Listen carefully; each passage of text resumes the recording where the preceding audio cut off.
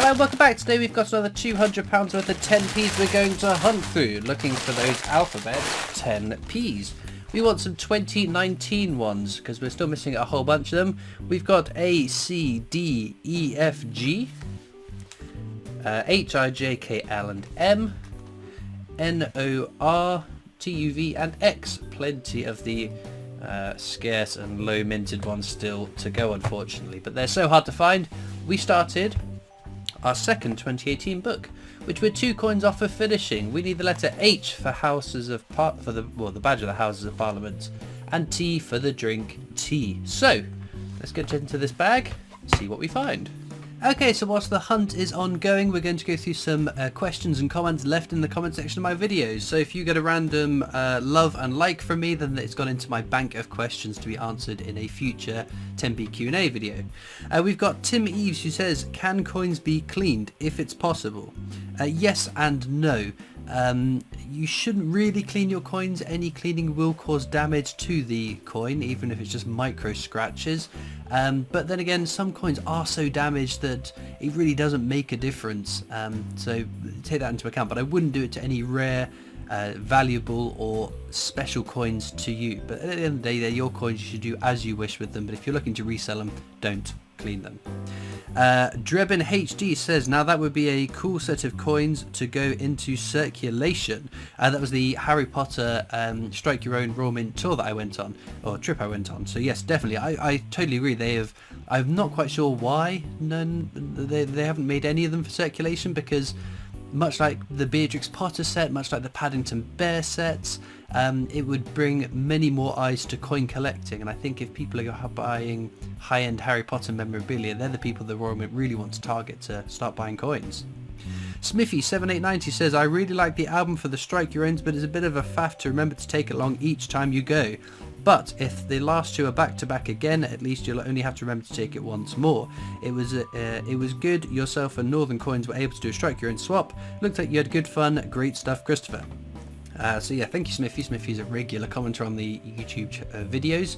So yes, I really like the album as well. I think it's really smart. I wish there was some sort of cover over the coins, because you just have the coins stuck in them. So once you open the book, there's no cover on them, whereas the Strike Your Owns, the cover is a little bit more secure. So yes, it is a bit of a faff having to take it back down to get the other parts of the album finished. But like you said, I'm hoping to go on one trip to grab both of them. Fingers crossed they announce dates ahead of time so I can hit them both on the same trip, because that would make it a lot easier. And also my memory's appalling, so I don't want to miss out.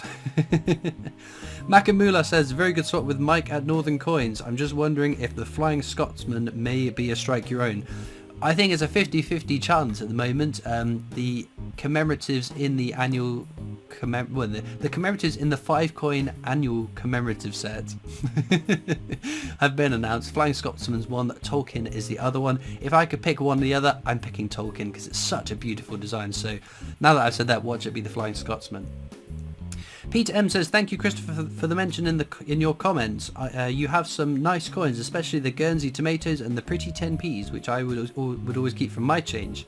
I wonder if we'll ever see a coloured coin in circulation, Christopher. Maybe a set of 4 with the flags of England, Scotland, Wales and Ireland. I wonder if there are any more Kew Gardens coins in private... misreading that. I wonder if there are more Kew Gardens coins in private collections now than those still hiding in circulation. I would love there to be a coin with colour on it in circulation. They've got it in Australia, they've got it in Canada and other places as well. I can't think of off the top of my head. But having colour in circulation, I think, would help draw, again, it draws more eyes to change, and it's those grassroots collectors collecting coins in their change, which then start buying bunk coins, start buying silver coins, then they start buying higher and higher end stuff.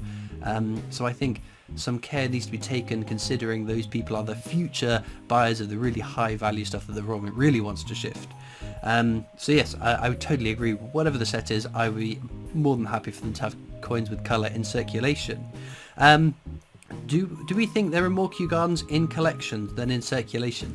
I would love to know. I couldn't even begin to think about guessing as to how many are still in circulation, because well, I haven't found any for the entirety of 2022. I didn't find any, which isn't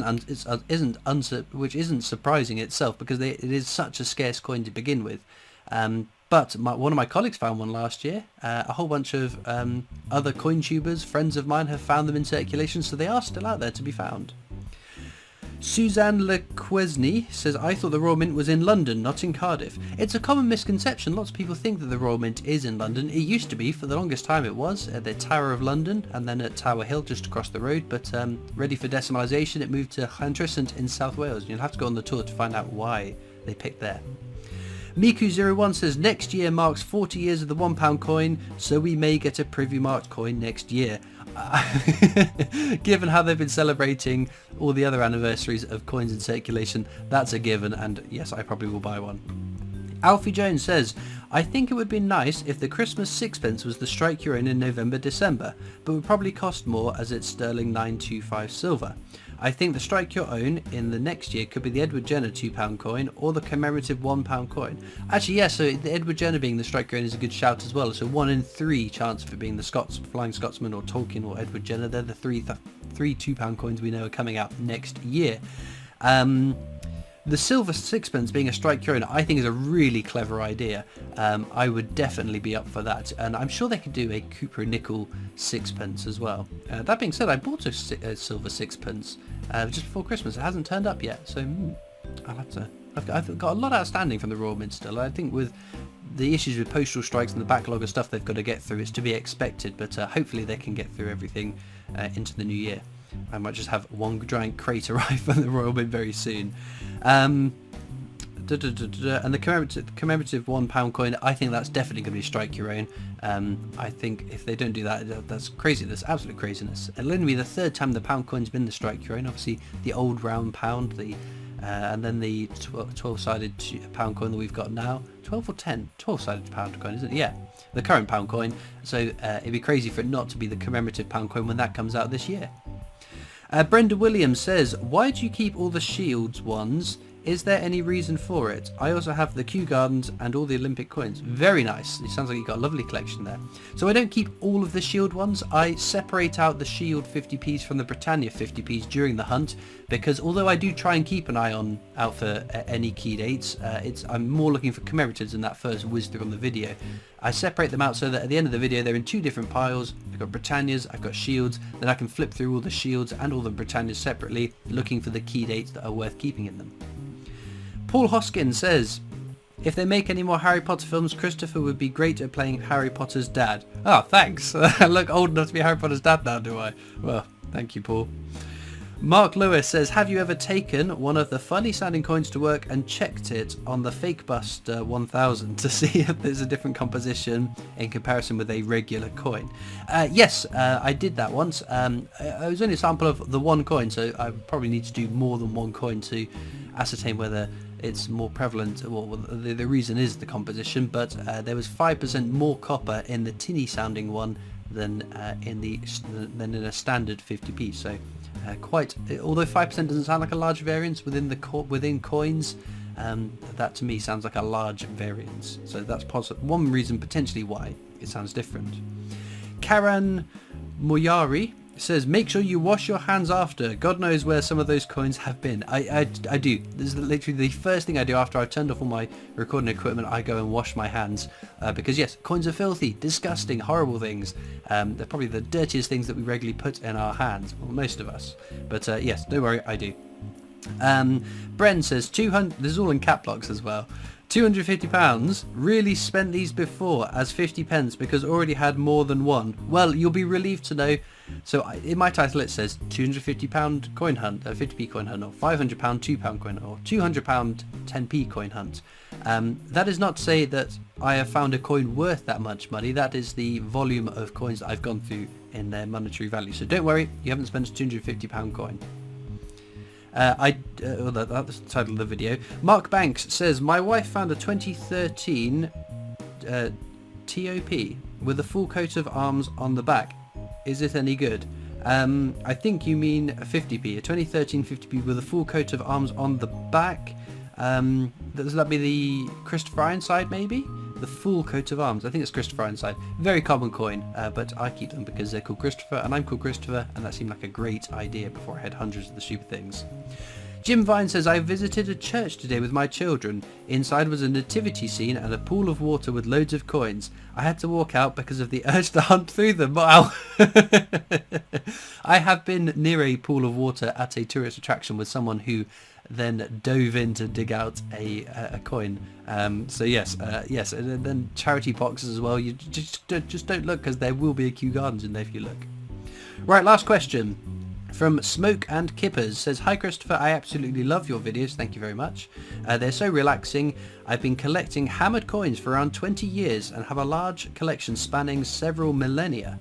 Have you ever been tempted to collect older coinage? All the best, James. So I have some hammered coins. I got a couple of hammered coins in my collection, a couple of older coins like interesting square coins. I don't know how they'd be minted, cast or hammered or whatever. Definitely before coins were milled. So if I come across them, then yes, I do add them to my collection, but it's not really my wheelhouse. I like modern stuff. That's what's interesting about coin collecting. There's such a variance within coin collecting that you could put two coin collectors in a room. They might have nothing to talk about because they might collect in totally different spheres of numismatics. So what I know about hammered coins is quite limited. It's all I've learned being an employee of the Britannia Coin Company with our amazing numismatist expert there helping me out. So yes, I've got a few. I would potentially add more, but if I had £100 to spend on coins, what would I spend it on? I would buy some of the more recent modern commemorative silver proofs that I haven't really got in my collection. Not to say that that's the best way of investing, it's just that they're the coins I enjoy the most. That being said though, let's get back to the coins. Well, that's another week where we haven't got an alphabet 10p, but mercifully we got two from Gibraltar. This cool little partridge, what's that, 2014, and the Europort 1999 if memory serves, or 98, no, memory doesn't serve as usual, but there we go. At least we got something to reward the efforts on this one. These 10p's, the alphabets, are so hard to get.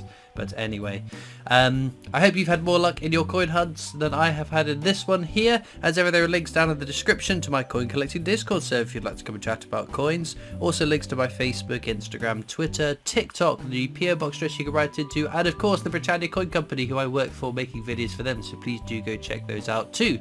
All it leaves me to do now is thank you so much for watching. I hope you've enjoyed, and I'll see you next time for more coins. Bye.